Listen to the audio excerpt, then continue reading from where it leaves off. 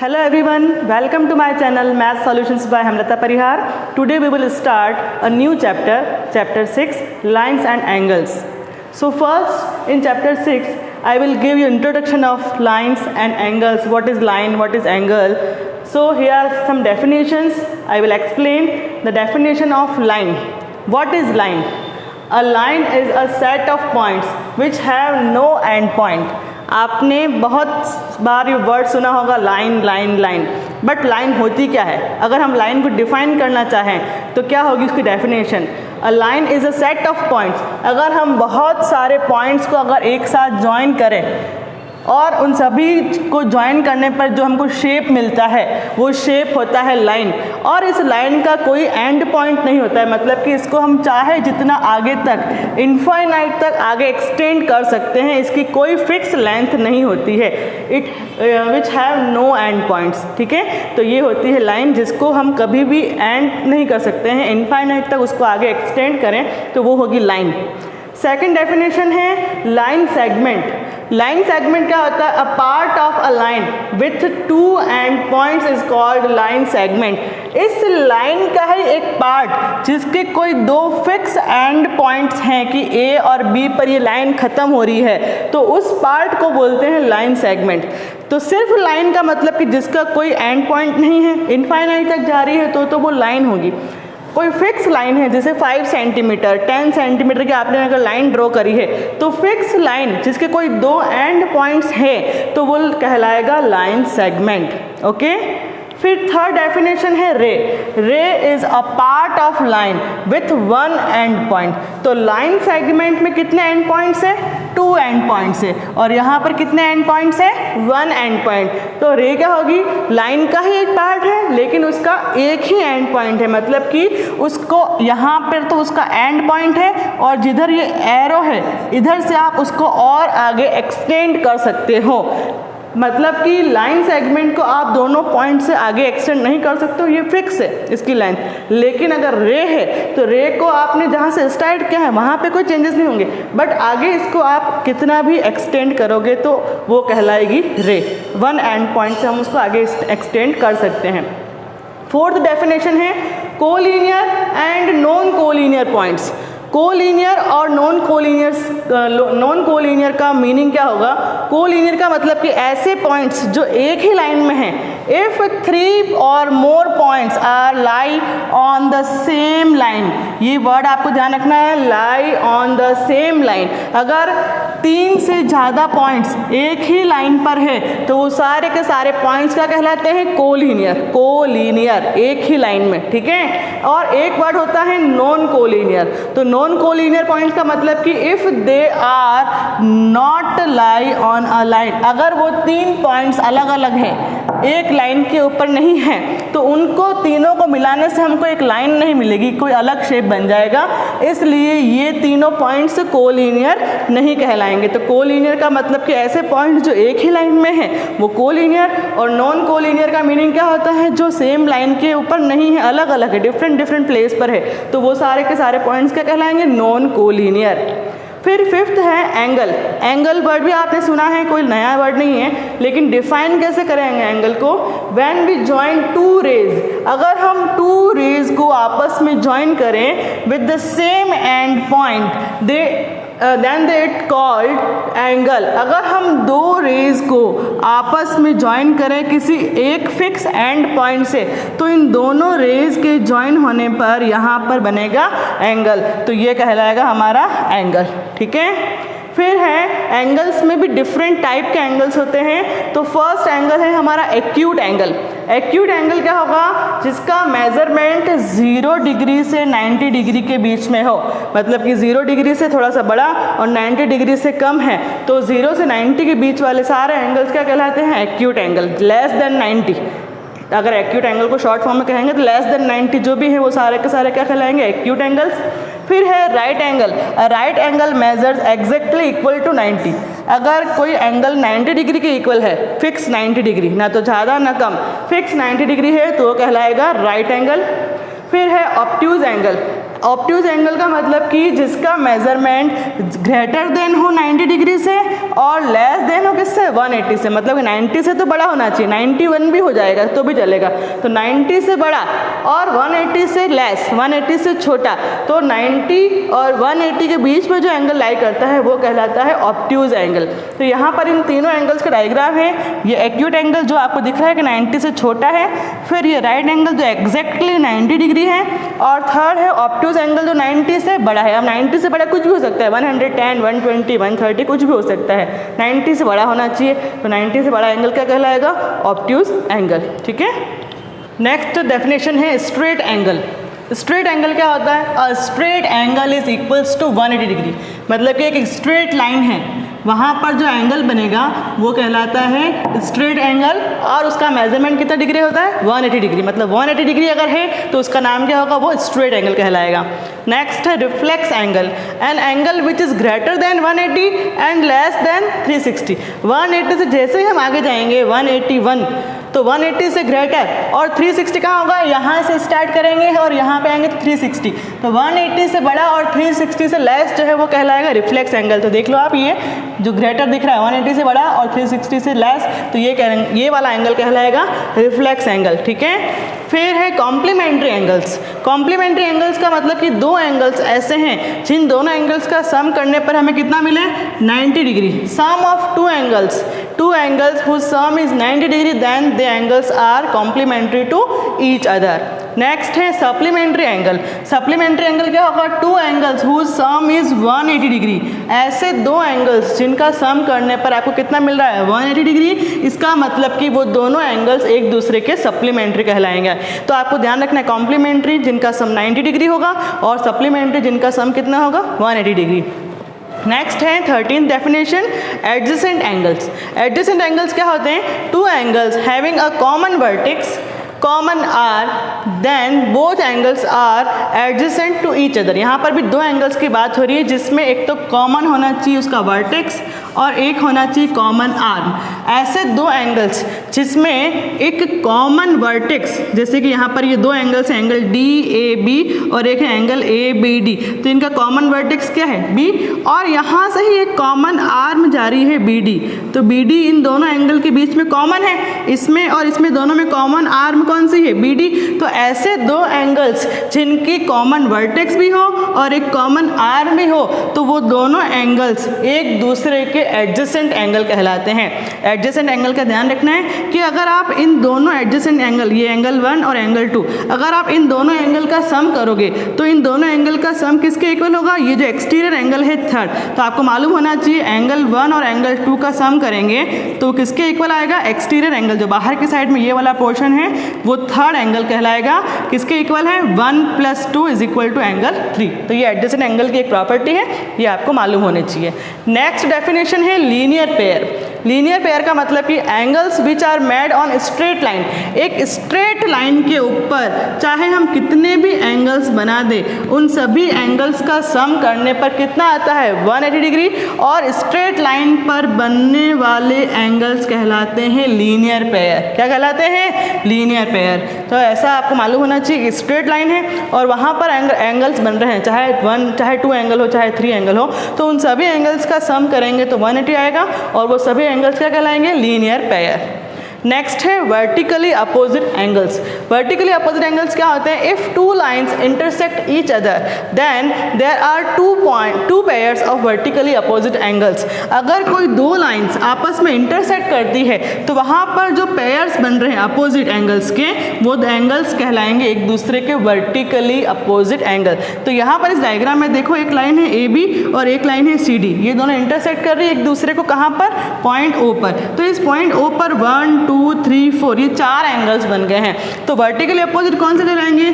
ये और ये अपोजिट एंगल जो है एक दूसरे के, ये एंगल 1 है और ये एंगल 2 है, तो ये 1 और 2 एक दूसरे के वर्टिकली अपोजिट एंगल्स कहलाएंगे और ये दोनों की वैल्यूज़ आपस में इक्वल भी होगी। अगर ये वाला एंगल 60 डिग्री का है तो ये एंगल भी 60 का ही होगा।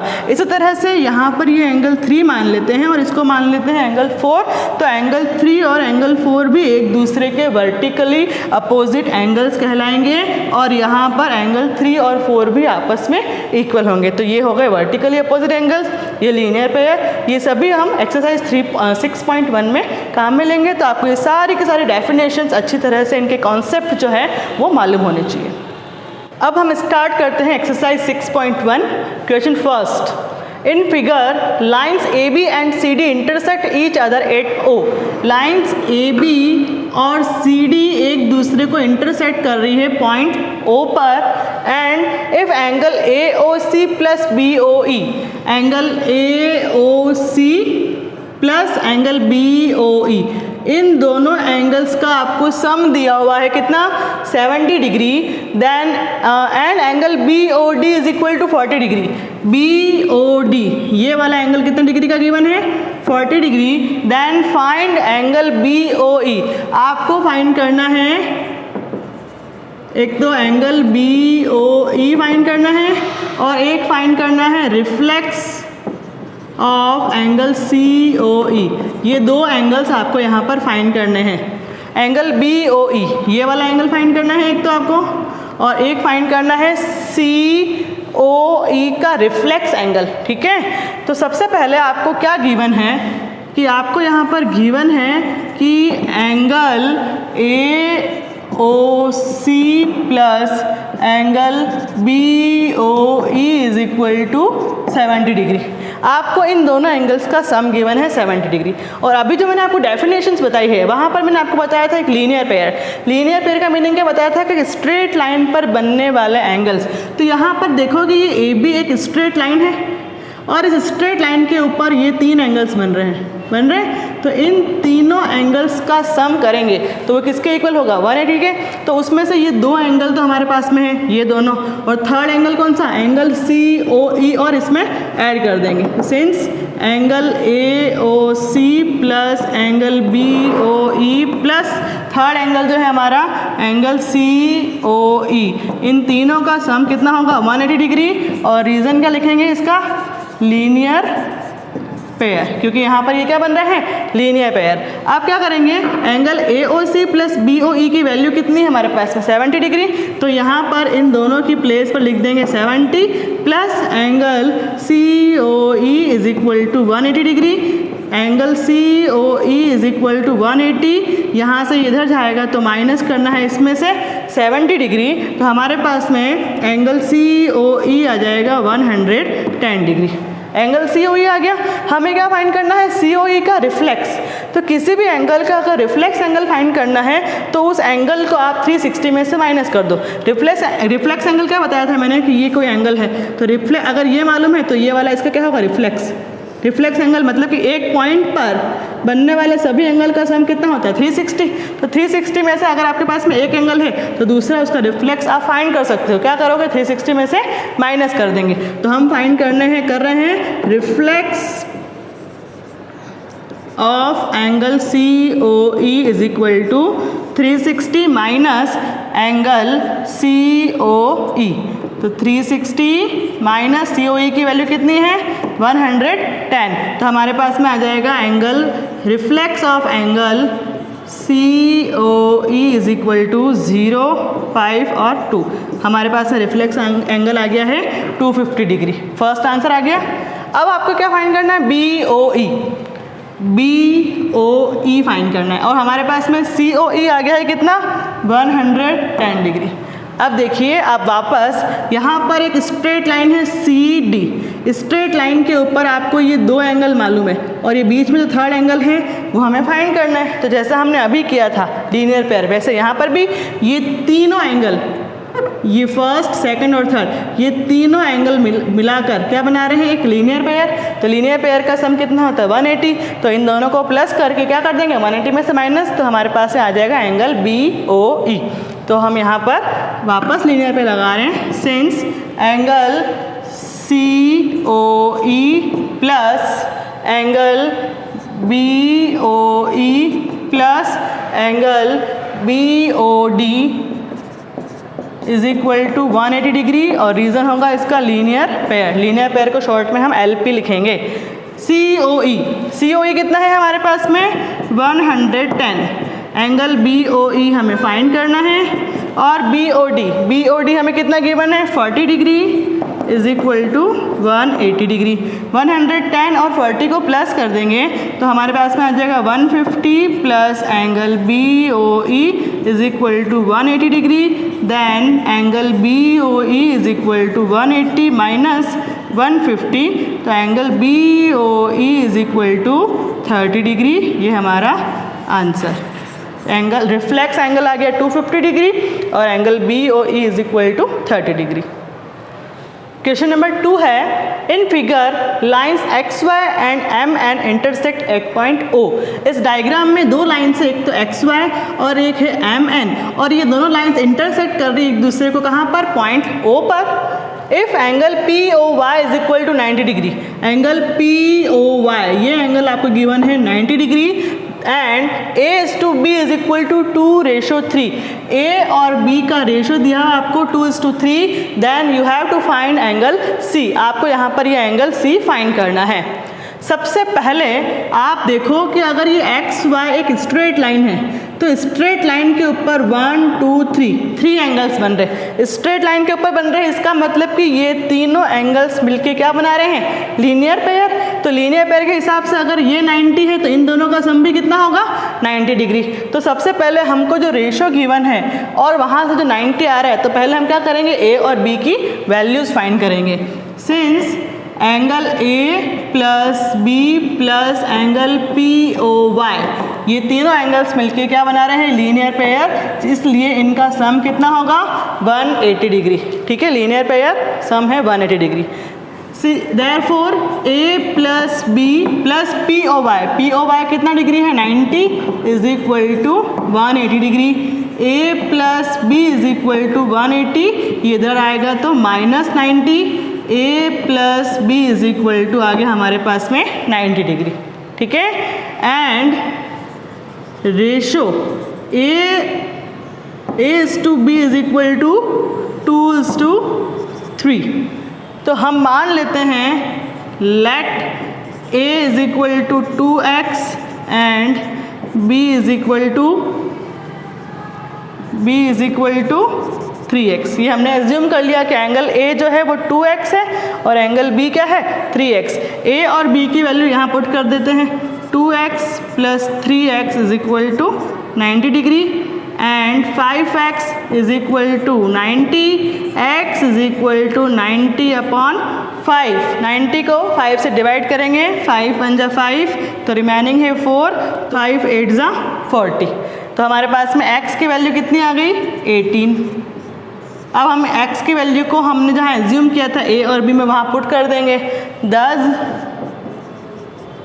A is equal to 2x था, 2 इंटू एक्स की वैल्यू कितनी, 18, तो angle A is equal to 36 and B is equal to क्या था, 3x, तो 3 इंटू 18 तो एंगल B कितना हो गया, 54। एंगल B और A आ गए हैं। अब हमें C फाइंड करना है, एंगल C। तो एंगल C फाइंड करने के लिए देखो, एक स्ट्रेट लाइन है MN और स्ट्रेट लाइन के ऊपर ये दो एंगल्स बन रहे हैं B और C। तो यहाँ पर B और C का सम कितना होगा, 180 डिग्री, क्योंकि लीनियर पेयर बना रहे हैं। तो आपको लिखना है since MN is a straight line, therefore angle B plus angle C is equal to 180 degree. Reason होगा इसका लीनियर पेयर। एंगल B की value 54 plus angle C is equal to 180। C is equal to 180 में से minus कर देंगे हम 54, angle C is equal to 10 minus 4 6, 7 minus 5 2 और ये 126। तो एंगल C हमारे पास में आ गया 126 डिग्री। ये हमारा answer. Question number 3, in figure angle PQR is equal to angle PRQ। Angle PQR ये एंगल और एंगल PRQ ये दोनों एंगल्स आपस में आपको इक्वल गिवन है। Then prove that angle PQS is equal to angle PRT। Angle PQS ये angle और एंगल PRT ये एंगल आपको प्रूव करना है कि ये दोनों एंगल्स भी आपस में इक्वल होंगे। आपको गिवन क्या है, angle PQR is equal to PRQ and prove that angle PQS is equal to PRT। आपको लिखना है यहाँ पर given that angle P Q R is equal to angle P R Q, और आपको प्रूव करना है angle P Q S is equal to angle P R T, ये हमें प्रूव करना है। तो यहाँ पर भी हम क्या करेंगे, लीनियर पेयर वाली प्रॉपर्टी अप्लाई करेंगे। हम देख रहे हैं यहाँ पर कि एक स्ट्रेट लाइन है और इस स्ट्रेट लाइन के ऊपर ये दोनों एंगल मिलके क्या बना रहे हैं, लीनियर पेयर, और इधर से इस स्ट्रेट लाइन के ऊपर ये दोनों एंगल मिलके भी क्या बना रहे हैं, लीनियर पेयर। तो उन दोनों में हम लीनियर पेयर वाली प्रॉपर्टी को अप्लाई कर रहे हैं। Since S T is a straight line,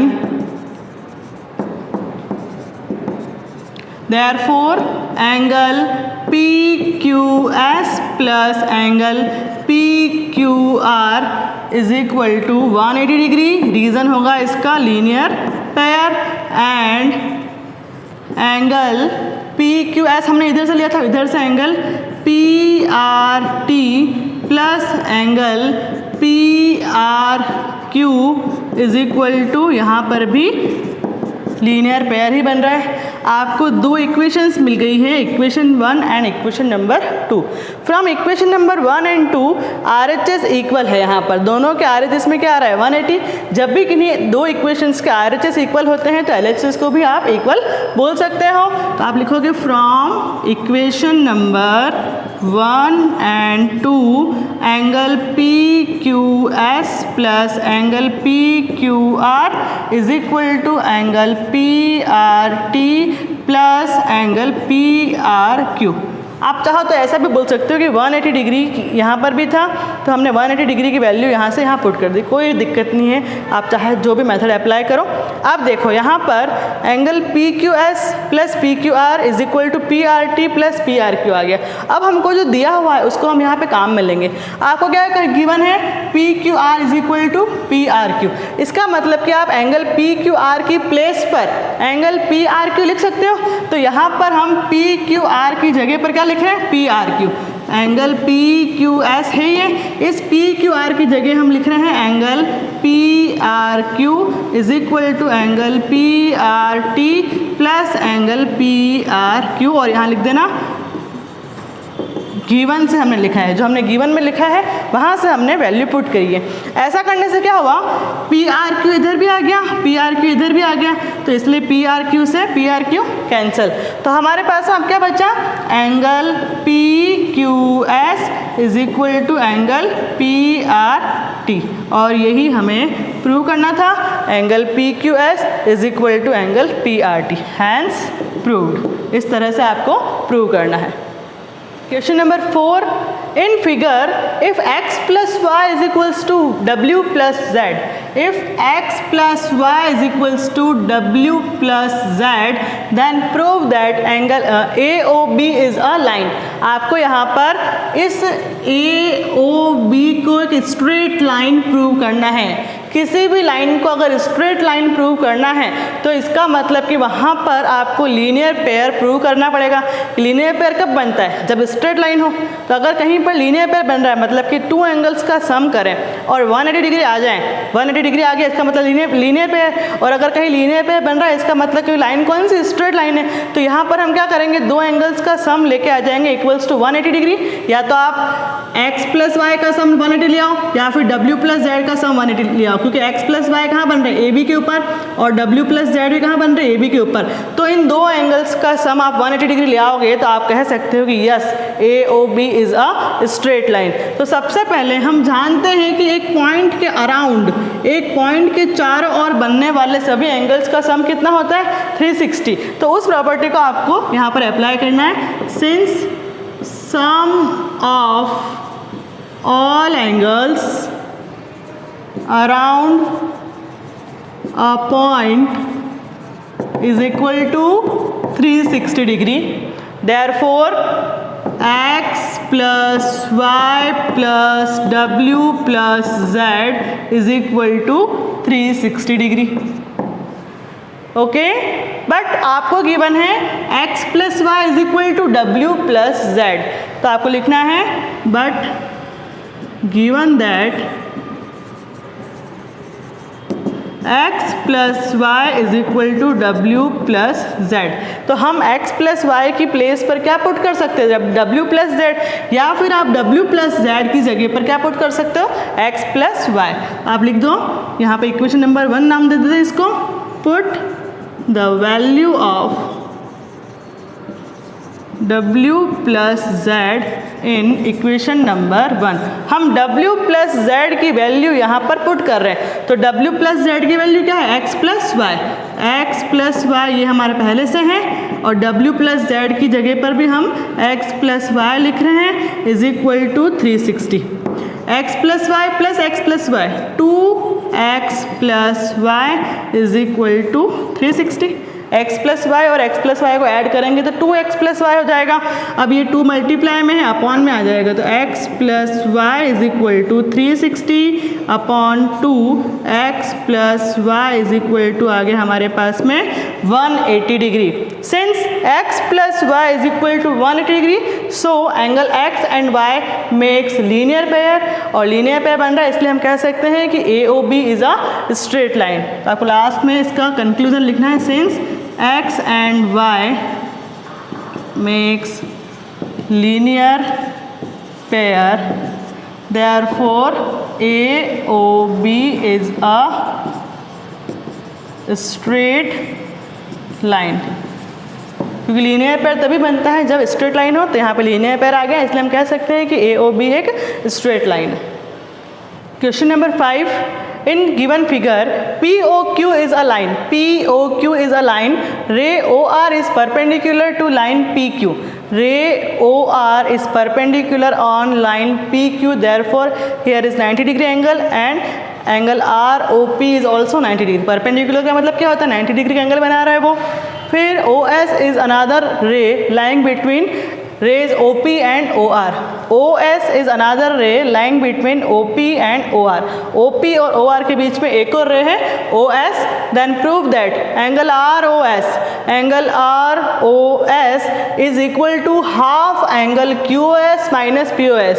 ये जो एंगल ROS है वो हाफ होगा एंगल QOS और माइनस POS का, ये आपको यहाँ पर प्रूव करना है। गिवन है आपको कि RO इज परपेंडिकुलर, यहाँ पर लिख देते हैं हम OR is perpendicular on PQ। Perpendicular का साइन है ये आपको गिवन है, OR परपेंडिकुलर है PQ के ऊपर। और आपको प्रूव करना है angle ROS is equal to half angle QOS minus angle POS, ये हमें प्रूव करना है। ठीक है, प्रूफ स्टार्ट करते हैं इसका। सबसे पहले क्योंकि ये RO या OR परपेंडिकुलर है PQ के ऊपर, परपेंडिकुलर है तो ये 90, तो इधर ये पूरा का पूरा एंगल भी कितने डिग्री का होगा, 90। क्यों, लीनियर पेयर के हिसाब से ये 90, तो इधर भी 90, 180 माइनस 90। तो इसका मतलब कि एंगल ROQ और एंगल ROP दोनों के दोनों आपस में इक्वल। तो आपको लिखना है since OR is perpendicular on PQ, therefore angle ROQ is equal to angle ROP या फिर POR। ठीक है, ये दोनों एंगल्स आपस में इक्वल हो गए।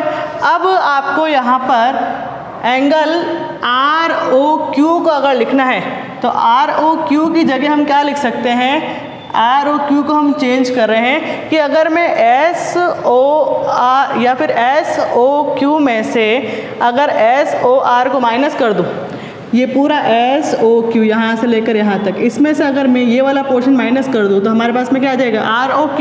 तो मैं यहाँ पर ROQ को चेंज कर रही हूँ, उसकी प्लेस पे लिख रहे हैं SOQ माइनस एंगल SOR। ठीक है, इधर ROP की जगह पर भी हम लिख रहे हैं POS और प्लस ये पूरा एंगल ROP की प्लेस पर हम इन दोनों का सम लिख रहे हैं POS प्लस ROS।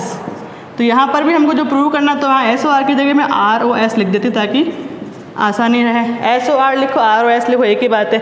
अब यहाँ पर ROS है, इधर भी ROS, तो इस माइनस वाले को इधर लेके आएंगे और इसको इधर, तो SOQ minus angle POS is equal to ROS और ये इधर आ रहा है तो प्लस एंगल ROS।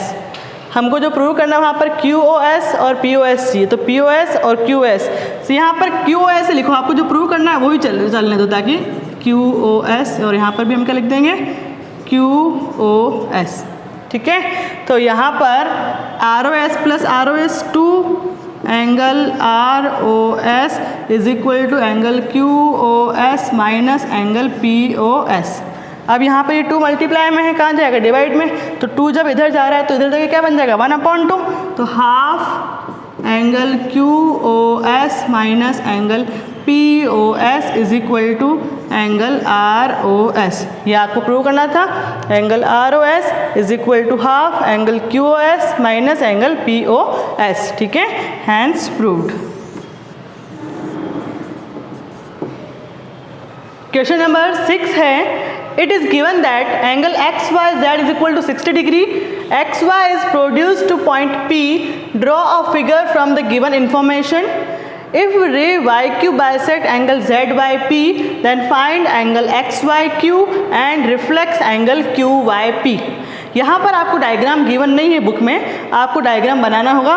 फर्स्ट आपको क्या गिवन है, angle XYZ is equal to 60 degree. तो सबसे पहले हम एंगल XYZ बना देंगे, और ये एंगल बनाना है कितने डिग्री का, 60 डिग्री का। Then XY is produce to point P। इस XY रे को आगे प्रोड्यूस किया हमने कहाँ तक, पॉइंट P तक प्रोड्यूस किया है। देन इफ रे YQ बाइसेक्ट एंगल ZYP, एक रे बनानी है Y पॉइंट से YQ, ये जो YQ रे है वो बाइसेक्ट कर रही है एंगल ZYP को। तो ये पूरा एंगल ZYP था वो 2 पार्ट में डिवाइड हो गया है और दोनों पार्ट्स इसके इक्वल है। इस बाइसेक्ट वर्ड का मीनिंग होता है डिवाइड इन 2 इक्वल पार्ट्स। इसका मतलब कि एंगल ZYP के 2 पार्ट हो गए हैं, एंगल ZYQ और QYP, और ये दोनों के दोनों इक्वल है। मतलब कि अगर एक 50 डिग्री का है तो दूसरा भी 50 का ही होगा। इसका मीनिंग ये हुआ। आपको फाइंड करना है एंगल XYQ। एंगल XYQ, एक तो ये पूरा एंगल यहाँ से लेकर यहाँ तक ये फाइंड करना है, और एक फाइंड करना है reflex angle of QYP। Angle QYP का रिफ्लेक्स कैसे फाइंड करना पड़ेगा, पहले QYP आएगा और QYP को 360 में से माइनस कर देंगे तो रिफ्लेक्स ऑफ QYP हमारे पास में आ जाएगा। तो देखिए यहाँ पर ये फर्स्ट एंगल XYZ, ये एंगल और ये एंगल, ये तीनों एंगल मिला के क्या बना रहे हैं, लीनियर पेयर। उससे पहले क्योंकि YQ जो है वो एंगल ZYP को बाइसेक्ट कर रहा है, इसलिए angle ZYQ is equal to QYP, ये दोनों एंगल आपस में इक्वल होंगे। तो फर्स्ट हम यही लाइन लिख देते हैं, since ray YQ bisect angle ZYP,